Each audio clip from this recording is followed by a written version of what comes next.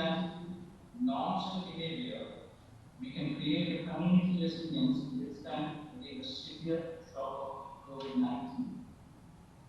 The ultimate object of the youth salsa is not only to enlighten the citizens of their fundamental rights and duties, but also bring legal services to the deprived section of society. The dissemination of information is a powerful tool to empower not only an individual, but a collective at large to make free tea that is test, feed, and track for reality. With this work, I wish that this people, with the active support and coordination of state, will be a vehicle of renaissance of ever-growing awareness amongst one and all in respect to COVID-19. Thank you.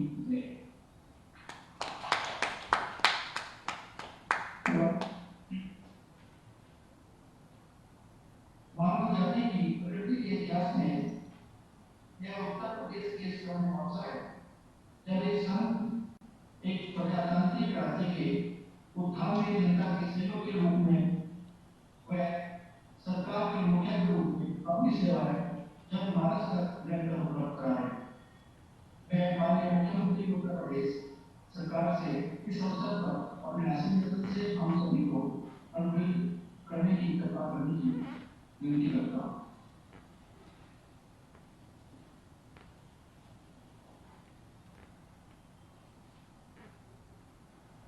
माननीय न्यायमूर्ति श्री संजय यादव जी, कार्यपालक अध्यक्ष उत्तर प्रदेश राज्य विधिक सेवा प्राधिकरण, कार्यवाहक मुख्य न्यायाधीश उच्च न्यायालय इलाहाबाद,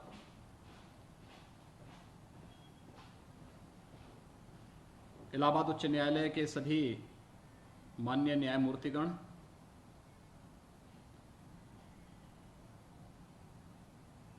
उत्तर प्रदेश राज्य विधिक सेवा प्राधिकरण के सदस्य सचिव अशोक कुमार जी, उत्तर प्रदेश शासन में अपर मुख्य सचिव गृह श्री अवनीश कुमार अवस्थी जी, प्रमुख सचिव न्याय और शासन से जुड़े हुए मेरे सभी सहयोगी अधिकारीगण,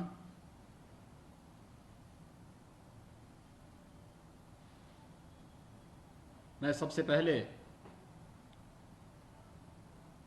उत्तर प्रदेश राज्य विधिक सेवा प्राधिकरण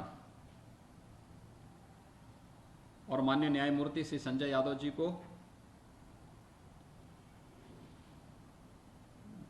एक सदी की इस सबसे बड़ी महामारी के बारे में जागरूकता पैदा करने और उन सभी तथ्यों से अवगत कराने के लिए इस ई-बुक के प्रकाशन और विमोचन के लिए मुझे भी आमंत्रण देने के लिए हृदय से आभार व्यक्त करता हूं।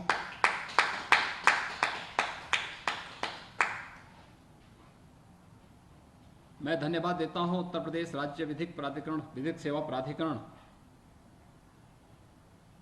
के कार्यपालक अध्यक्ष और प्रदेश के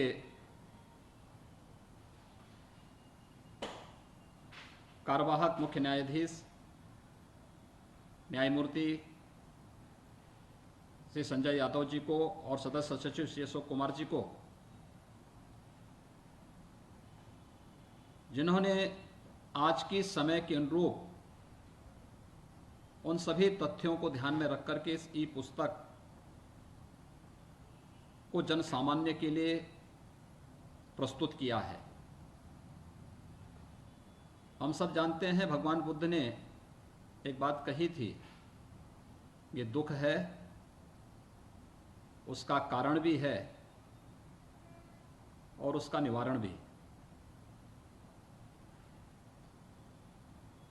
हमें सबसे पहले समझना होगा कि ये एक महामारी है, एक सामान्य फ्लू नहीं। और जब महामारी की गंभीरता को जन सामान्य समझने लगेगा या हम उसको समझाने का प्रयास करेंगे तो हम यह भी बताने में सफल होंगे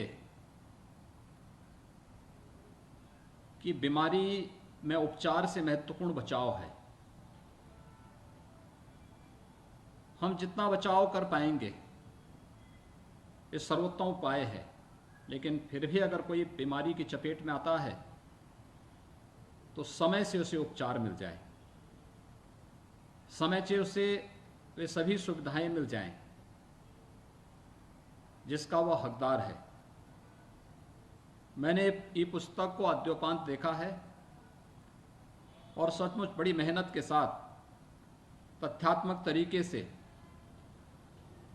उन सभी बातों को इसमें उल्लेख किया गया है जो एक पढ़े लिखे व्यक्ति के लिए भी, एक जन सामान्य के लिए भी अत्यंत उपयोगी हो पाएगी। ये आज की आवश्यकता है। अक्सर होता क्या है कि लोग जब तथ्य और सही जानकारी उसके सामने नहीं पहुंचती है तो अनेक प्रकार से तमाम प्रकार की भ्रामक सूचनाएं उनके सामने आती हैं। और खासतौर पर हम लोगों ने इस बात को देखा होगा कि लोगों को जानकारी नहीं होने के कारण ही बहुत सारी जगह कोरोना से बचाव के लिए लोगों ने सामान्य रूप से गांवों में देखे होंगे, बहुत सारी जगह लोग पूजा करने लग गए,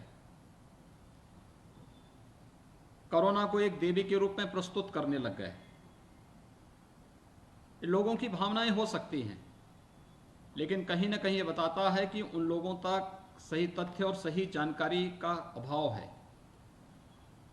और बचाव के बारे में उन्हें हम जितना जागरूक कर पाएंगे उसके उसी रूप में परिणाम भी आएंगे। दूसरा, ये महामारी है। ये महामारी लापरवाही किसी भी स्तर पर स्वीकार नहीं करती, लेकिन महामारी को हम पैनिक बनाने से अगर रोक सकें तो बहुत बड़ी जनहानि और धनहानि हम रोक सकते हैं।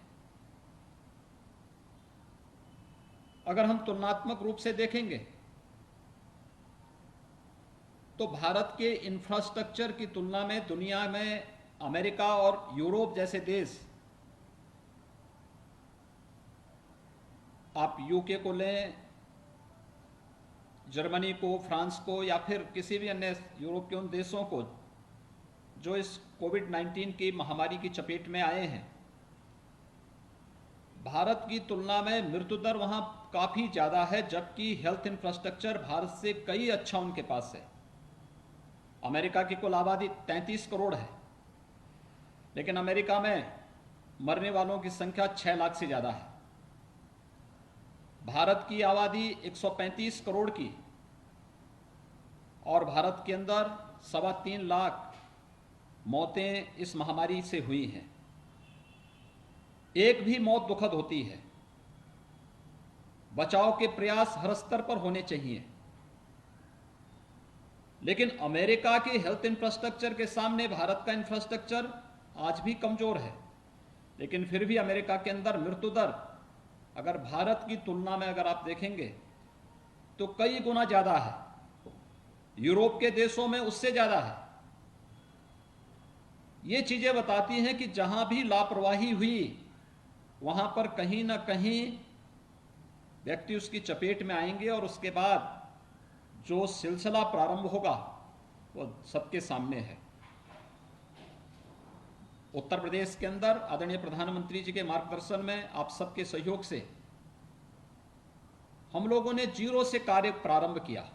मुझे याद है जब 2 मार्च 2020 को उत्तर प्रदेश के आगरा में इटली से आया हुआ एक व्यापारी के साथ यह संक्रमण आया था, तो हमें चिंता हुई थी, क्योंकि उस समय हमारे पास यहां पर टेस्टिंग की कोई सुविधा नहीं थी। हमने उन 4 व्यापारियों के सैंपल टेस्टिंग के लिए सैंपल NIB पुणे भेजे थे। हमारे पास कोई टेस्टिंग सुविधा नहीं थी, लेकिन अगले 21 दिन के अंदर हम लोगों ने KGMU में एक टेस्टिंग लैब स्थापित की थी, जिसमें केवल 72 टेस्ट हो रहे थे। और आज मुझे आप सबको बताते हुए प्रसन्नता है कि उत्तर प्रदेश 3.5 लाख से लेकर 4 लाख टेस्ट प्रतिदिन कर सकता है। भारत सरकार ने इसमें सहयोग किया। हमने यहां पर UP CM Covid care fund बनाया, जिसमें हमारे सरकार के मंत्रियों ने, प्रदेश के विधायकों ने, सांसदों ने, समाज के विभिन्न तबके के लोगों ने भी सहयोग किया। लगभग 400 करोड़ रुपए हमें इससे मिले। इससे भी हमने नई नई लैब्स स्थापित की। जब पहला पेशेंट उत्तर प्रदेश में कोविड पॉजिटिव का आया था, उपचार के लिए हमें सफदरजंग दिल्ली भेजना पड़ा था, और आज हमारे पास 80,000 आईसीयू और आइसोलेशन के बेड्स उत्तर प्रदेश में मौजूद हैं, जहां पर हम लोग उन लोगों को उपचार की सुविधा दे सकते हैं और हर प्रकार से लोगों को सुरक्षा की गारंटी की दिशा में एक प्रयास प्रारंभ कर सकते हैं। उत्तर प्रदेश देश का पहला राज्य है जिसने लगभग 4 करोड़ 97 लाख से अधिक टेस्ट हम कल तक कर चुके हैं, और आज जो टेस्टिंग हमारी चल रही है 5 करोड़ को पूरा कर जाएगा। 5 करोड़ टेस्ट करने वाला राज्य होगा। ये संख्या लगातार बढ़ाई जा रही है। पहली वेव में भी लोगों को चिंता थी यूपी का क्या होगा, क्योंकि मैं जानता था कि जब कोविड का पहला मरीज उत्तर प्रदेश में, आगरा में, उसके बाद फिर नोएडा में देखने को मिला, तो हम लोगों को चिंता हुई थी। हम लोगों ने इसको कंटेन करना प्रारंभ किया, अपनी कार्रवाई प्रारंभ की। लॉकडाउन होगा, हमें इस बात का अंदाजा नहीं था।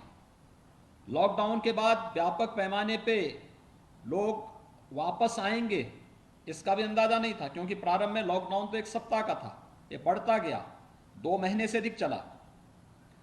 40 लाख प्रवासी कामगार और श्रमिक यूपी में आए, और यूपी में न केवल उत्तर प्रदेश के बल्कि बिहार, झारखंड, वेस्ट बंगाल, उड़ीसा, असम और इस ओर से जाने वाले जितने भी लोग थे, मध्य प्रदेश के लिए, छत्तीसगढ़ के लिए या राजस्थान के लिए, या पूरब से पश्चिम की तरफ जाने वाले जो भी लोग थे, उत्तर प्रदेश होते हुए जा रहे थे। लॉकडाउन था और बहुत सारे राज्य ऐसे थे जिन लोगों ने अपने यहाँ इन लोगों को लेने से इनकार कर दिया था। तो लगभग 1 करोड़ माइग्रेंट लेबर को उत्तर प्रदेश में हम लोगों ने क्वारंटीन सेंटर में रख करके उनके भोजन की व्यवस्था, उनको सुरक्षित रखने के साथ साथ जब लॉकडाउन खुला तो फिर अपने उत्तर प्रदेश परिवहन निगम की बसेस के माध्यम से या फिर भारत सरकार के द्वारा स्पेशल ट्रेन जो चलाई गई थी उनके माध्यम से उनके गंतव्यों तक पहुंचाने का कार्य भी उस समय किया। लोग कहते थे आप गलत कर रहे हैं क्योंकि इससे बहुत इन्फेक्शन फैल जाएगा। मैंने कहा हम इन्फेक्शन को भी रोकेंगे, लेकिन जो सड़कों पे चल रहे हैं इनको भूखों नहीं मरने देंगे, ये भी हमारा संकल्प है, क्योंकि ये मानवता के खिलाफ, अगर यह वायरस किसी ने शरारत से किसी लेबोरेटरी में पैदा किया है तो भी ये मानवता के खिलाफ एक अपराध है, और अगर ये प्रकृति से ही कहीं से पनपा है तो भी हमें इसको फेस करना है, इसका मुकाबला करना है। लेकिन सड़कों पर कोई भूखों नहीं मरेगा। हमें क्वारंटीन सेंटर में ले जाके इनके भोजन की व्यवस्था करेंगे, और हर एक स्तर पर एक सफल मॉडल प्रस्तुत करने का प्रयास हम लोगों ने अपने स्तर पर किया था। लगातार लोग इस बात के लिए चिंतित थे। मुझे याद है जब 22 मार्च को जनता कर्फ्यू का आह्वान किया गया था, जनता कर्फ्यू के सायंकाल मेरे पास देश के 2 महत्वपूर्ण संवैधानिक पदों पर बैठे हुए महानुभावों का फोन आया, आदरणीय राष्ट्रपति जी का और आदरणीय उपराष्ट्रपति जी का। इन लोगों ने कहा योगी जी हम लोग चिंतित हैं यूपी से, यूरोप की जो स्थिति है और यूएस की जो स्थिति है, अगर यह उत्तर प्रदेश में हुआ तो क्या होगा। मैंने कहा देखिए हम अपने स्तर पर पूरा प्रयास करेंगे और हम लोग पूरी तरीके से तैयार भी हैं। हाँ, मुझे आशंका है संक्रमण तीव्र है, हमें कुछ जगह सख्ती करनी पड़ सकती है, लेकिन एक एक व्यक्ति की जान बचाने का पूरा प्रयास करेंगे। और ईश्वर की कृपा से, आप सब के सहयोग से उत्तर प्रदेश देश के अंदर पहली लहर में भी सबसे बेहतर रिजल्ट देने में सफल रहा। आज उत्तर प्रदेश में हम लोगों के यहाँ पहली लहर में आशंका व्यक्त की जा रही थी कि प्रतिदिन उत्तर प्रदेश में जो केसेज आएंगे वह 50,000 पॉजिटिव केस प्रतिदिन आएंगे। पहली लहर में जो फर्स्ट वेव चली थी उस समय भी आशंका थी कि एक्टिव केस उत्तर प्रदेश में बढ़ करके लाखों में जाएंगे, लेकिन हम लोगों ने पहली लहर में मैक्सिमम हमारे पास केस 7,200 आए थे एक दिन, और बाद में हम उसको नीचे लगातार हम लोग उसमें गिरावट देखने को मिला था। और यही स्थिति प्रदेश के अंदर एक्टिव केस की भी थी। अधिकतम 67,000 एक्टिव केस प्रदेश के अंदर आए थे। सेकेंड वेव में भी मुझे याद है जब 22 अप्रैल को नीति आयोग का प्रेजेंटेशन हो रहा था, नीति आयोग के जो एडवाइजर थे उन्होंने अपने प्रेजेंटेशन में कहा, उन्होंने कहा था 25 अप्रैल के बाद उत्तर प्रदेश की स्थिति अत्यंत भयावह होने वाली है और उत्तर प्रदेश में 1 लाख से अधिक पॉजिटिव केस प्रतिदिन आने वाले हैं। और यही नहीं, एक्टिव केस भी उत्तर प्रदेश में बढ़ करके मई के अंत तक 30 लाख से अधिक पहुंच जाएंगे। लेकिन उत्तर प्रदेश में कल मई का अंत था और मई के अंत में कल उत्तर प्रदेश में मात्र 1470 केस आए थे। यही नहीं, एक्टिव केस जो एक आशंका थी कि उत्तर प्रदेश में 30 लाख से अधिक एक्टिव केस होंगे, ये संख्या घटकर के कल केवल हमारे प्रदेश में 37,000 रह गई। आज ये घटकर के 32,000 रह गई है। लगातार एक प्रयास हुआ है, हम लोगों ने टेस्टिंग बढ़ाई, लगातार टेस्टिंग बढ़ाई और ये केवल लैब में नहीं बल्कि हम लोगों ने गांव गांव में निगरानी समितियां, 72,000 निगरानी समितियों को गांव गांव में भेजा। लोग अलग अलग उसके बारे में टिप्पणी कर सकते हैं, लेकिन WHO के 2,000 प्रतिनिधि उत्तर प्रदेश में पहले से ही कार्यरत हैं।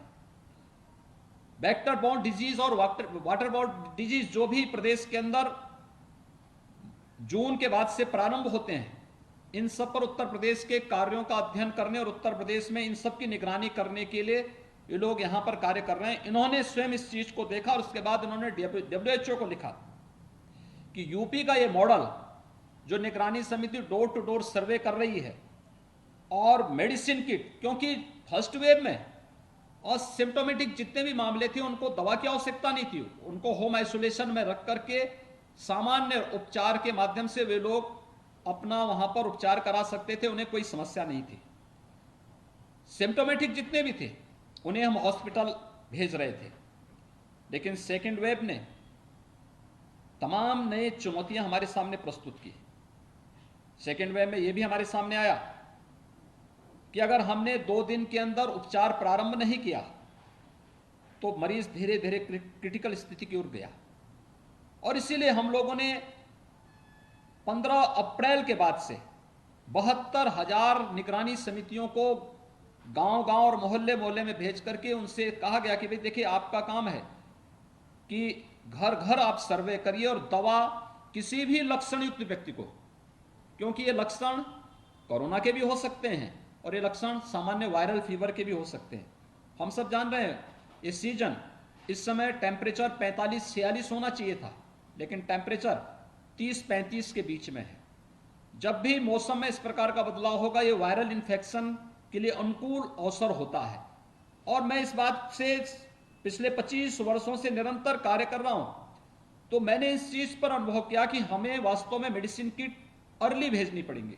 जितना अर्ली एंड एग्रेसिव हमारा कैंपेन होगा, हम उतनी जल्दी अधिक से अधिक लोगों की जान को बचा पाएंगे। और उसका परिणाम भी रहा कि हमने पहले चरण में निगरानी समितियों के माध्यम से दवा पैकेट घर घर भेजना प्रारंभ किया। अगले 24 घंटे के अंदर उनका एंटीजन टेस्ट करवाना, और एंटीजन टेस्ट के बाद जिनके पास होम आइसोलेशन की सुविधा थी उन्हें होम आइसोलेशन में, जिनके पास नहीं थी उन्हें क्वारंटीन सेंटर में या फिर किसी हॉस्पिटल में एडमिट करवाने की व्यवस्था की। ये सभी कार्यक्रम एक साथ चले। आज उसका परिणाम है कि सेकेंड वेव पर हम लोग लगभग नियंत्रण करने में पूरी तरह सफल हैं और उत्तर प्रदेश के अंदर आज के दिन पर एक्टिव केस काफी कम हो चुके हैं। और इसीलिए हम लोगों ने प्रदेश के अंदर 61 जनपदों में आज से कोरोना कर्फ्यू में सुबह 7 बजे से लेकर सायंकाल 7 बजे तक की पूरी छूट दी है। यही नहीं, 3 नए जनपद और हैं जिनको आज फिर हम छूट देने जा रहे हैं। जहां भी 600 से कम एक्टिव केस हैं, उन जनपदों को हम लोगों ने कोरोना कर्फ्यू में छूट देने की कार्रवाई प्रारंभ की और उसमें सफलतापूर्वक ये कार्यक्रम आगे बढ़ रहा है। सेकेंड वेव में कुछ और चीजें देखने को मिली, पोस्ट कोविड कॉम्प्लिकेशंस का। फर्स्ट वेव में इस प्रकार की स्थिति नहीं थी, लेकिन सेकेंड वेव में हम लोगों ने इस बात को अनुभव किया। और इसलिए यहां पे 14 प्रदेश के भी और बाहर के भी ऐसे इस फील्ड के जो विशेषज्ञ थे, उन सब को लेकर के हम लोगों ने एक एडवाइजरी ग्रुप बनाई जो प्रतिदिन राज्य सरकार को कुछ न कुछ सुझाव देती है। जैसे पोस्ट कोविड का, देश के अंदर तमाम क्षेत्रों में इससे मौतें हुई। अगर हम पर मिलियन डेथ की बात करें तो उत्तर प्रदेश दुनिया में भी और देश में भी सबसे कम मौत वाला राज्य है। हमारे यहां पर मिलियन केवल 47 मौत हैं, जबकि दिल्ली में, महाराष्ट्र में या देश के अन्य राज्यों में आप देखेंगे ये कई ज्यादा, सैकड़ों में है, कहीं 400 है, कहीं 700 है, कहीं 800 है। अगर आप यूएस में देखेंगे तो पर मिलियन वहां पे डेथ 1800 है, यूरोप में देखेंगे 2100 है। क्योंकि जितनी जल्दी हम पेशेंट को कंटेन कर लें, उसकी दवा प्रारंभ कर लें, उसका उतना प्रभाव वहां पर देखने को मिलेगा। और ये चीजें हम लोगों ने इसमें देखी। दूसरा, हमारा जो एडवाइजरी ग्रुप था वो प्रतिदिन हमारे साथ बैठता था। प्रतिदिन एक एक जनपद का मैं सुबह टीम 9 के साथ बैठता हूं। इसके बाद एक एक जनपद का सर्वे करके वहां के जिला प्रशासन से भी पूछता हूं। टीम भी अपना काम करती है, मैं पैरेलल अपना काम करता हूं। सीएम हेल्पलाइन अलग से एक एक पेशेंट के बारे में जानकारी लेती है, वह हॉस्पिटल में हो, होम आइसोलेशन में हो। जिले के अंदर ICCC अपने स्तर पर उनकी हर जगह हम क्रॉस वेरिफिकेशन भी उसका करवाते थे, तो सही तथ्य सबके सामने आ जाए। यह कार्रवाई हमारी निरंतर चली। आज उसका परिणाम है उत्तर प्रदेश एक सेफ स्थिति में सेकंड वेव की दृष्टि है। पोस्ट कोविड वार्ड भी हम लोगों ने हर जनपद में स्थापित किए कि किसी भी पेशेंट को अगर कोविड पॉजिटिव के बाद नेगेटिव रिपोर्ट आ गई है और उसे घर भेजना है, अच्छा होगा घर में स्थिति नहीं तो हम उसको पोस्ट कोविड वार्ड में एडमिट करके उसकी दवा की, उसके भोजन की व्यवस्था करेंगे। इस दौरान कोरोना कर्फ्यू में भी हम लोगों ने देखा रेस्टोरेंट बंद हैं, होटल बंद हैं, तो मरीज के परिजनों के लिए कम्युनिटी किचन चलाए गए। कम्युनिटी किचन के माध्यम से उन लोगों को भी भोजन मिल जाए, कोई भूखों न सोए। राज्य सरकार इस स्तर पर लगातार भारत सरकार के साथ मिलकर के निरंतर प्रयास करती रही, उसके परिणाम हम सबके सामने हैं। अभी भी कुछ चीजें हैं, मुझे लगता है कि यह ई बुक कितनी महत्वपूर्ण, इसके महत्व को हम इस बात से लगा सकते हैं। मैंने पिछले 25 दिनों के अंदर प्रदेश के 40 जनपदों का भ्रमण किया और इन 40 जनपदों के भ्रमण के दौरान मैंने कुछ चीजें महसूस की। खासतौर पर कि बहुत सारे गांवों में लोग टेस्ट से भाग रहे थे। हम लोगों ने वहां संवाद किया, बातचीत की, वरिष्ठ अधिकारियों को भेजा, मंत्रियों को भेजा कि लोगों को समझाइए टेस्ट से ना भागें, ये टेस्ट उन्हें उनका बचाव करेगा। बहुत सारी जगह लोग वैक्सीन से भाग रहे थे, इतनी भ्रामक प्रचार वैक्सीन के बारे में किया गया, लोग भाग रहे थे। बाराबंकी में एक गांव में जब वैक्सीन देने के लिए टीम गई कॉमन सर्विस सेंटर के माध्यम से, तो गांव के लोगों ने, कुछ लोगों ने नदी में कूद गए। बाद में सीनियर अधिकारी वहां गए, लोगों को समझाया गया, अंततः उस दिन 100 लोगों ने वहां वैक्सीन भी ली। ये लगातार प्रयास हर एक स्तर पर प्रारंभ हो रहे हैं और टेस्ट करवाने से कोई भागे ना, वैक्सीन लेने से कोई भागे ना। हमें बचाव के उन सर्वोत्तम उपायों को करना होगा। पहले वेब से ही कहा जा रहा है कि 5 प्रकार की जो कैटेगरी पहले से तय की गई, जो हाई रिस्क कैटेगरी है, 60 साल से ऊपर के लोग, 10 वर्ष से छोटी उम्र के बच्चे, गर्भवती महिलाएं, कमजोर इम्यूनिटी के लोग और एक या एक से अधिक बीमारी से ग्रसित कोई भी व्यक्ति, वह बाहर न निकलें, घर के अंदर भी मास्क धारण करके रखें। शेष अन्य लोगों को घर के बाहर अगर निकलना ही है तो मास्क जरूर पहने और 2 गज की दूरी का पालन जरूर करें। अगर ये सभी इस कोविड बिहेवियर को हर व्यक्ति अपनाता है तो मुझे लगता है कि हर एक स्तर पर कोविड की चेन को ब्रेक करने में हमें मदद मिल सकती है। और कोरोना के खिलाफ जो देश की लड़ाई है, यह किसी व्यक्ति, किसी जाति, किसी समुदाय को बचाने की नहीं, ये मानवता को बचाने की लड़ाई है।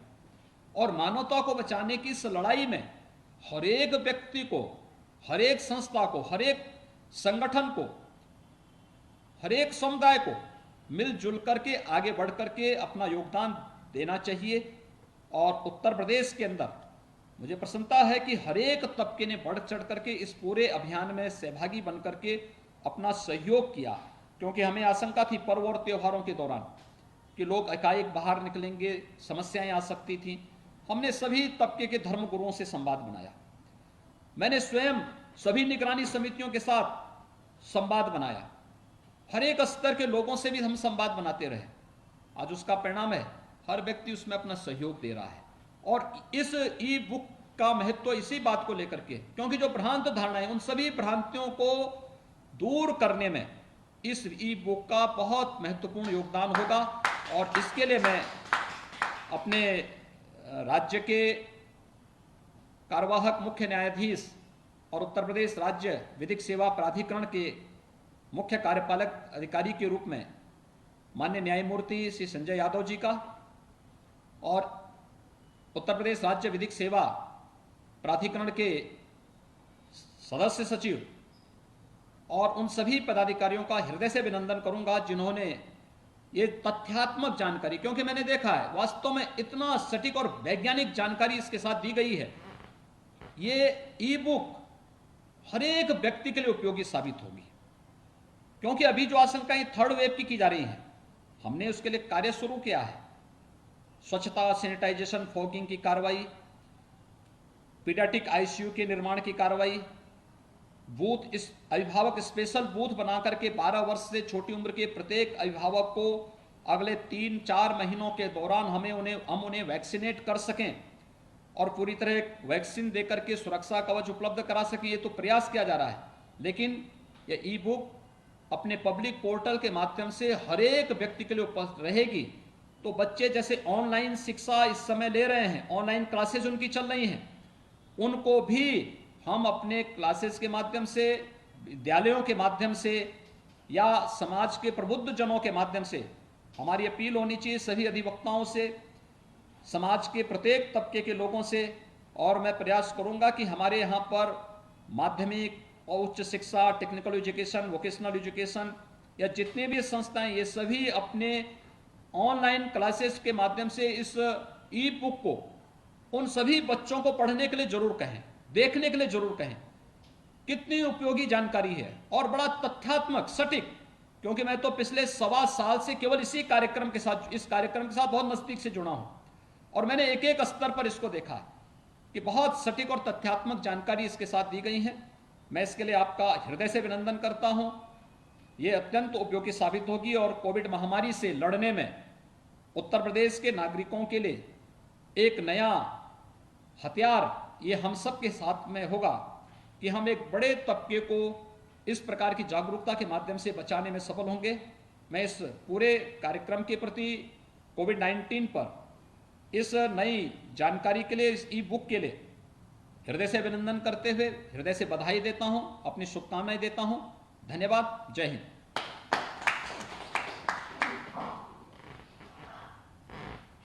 धन्यवाद हमारे मुख्यमंत्री जी, आपके प्रोत्साहन के लिए।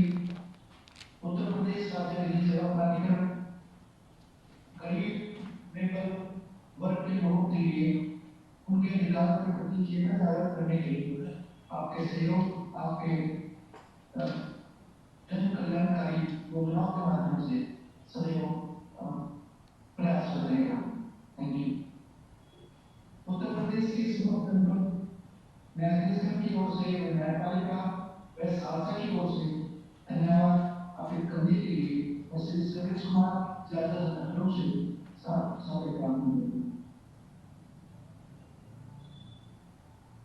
माननीय मुख्यमंत्री उत्तर प्रदेश सरकार श्री योगी आदित्यनाथ जी, माननीय कार्यवाहक मुख्य न्यायाधिपति, माननीय उच्च न्यायालय इलाहाबाद एवं कार्यपालक अध्यक्ष राज्य विधिक सेवा प्राधिकरण न्यायमूर्ति श्री संजय यादव जी, अपर मुख्य सचिव गृह उत्तर प्रदेश शासन श्री अवनीश अवस्थी, प्रमुख सचिव न्याय एवं विधि परामर्शी उत्तर प्रदेश शासन श्री पी.के. श्रीवास्तव, महानिबंधक माननीय उच्च न्यायालय इलाहाबाद श्री आशीष गर्ग, उत्तर प्रदेश राज्य विधिक सेवा प्राधिकरण सादसा के सदस्य के श्री अशोक कुमार, इस कार्यक्रम में ऑनलाइन जुड़े प्रदेश के सभी जिला न्यायाधीश और अन्य समस्त न्यायिक अधिकारीगण।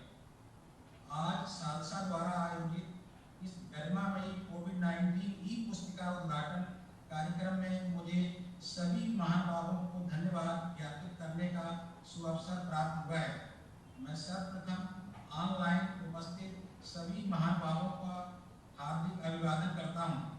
इस सुअवसर पर सर्वप्रथम मैं देश की जनसंख्या के दृष्टिकोण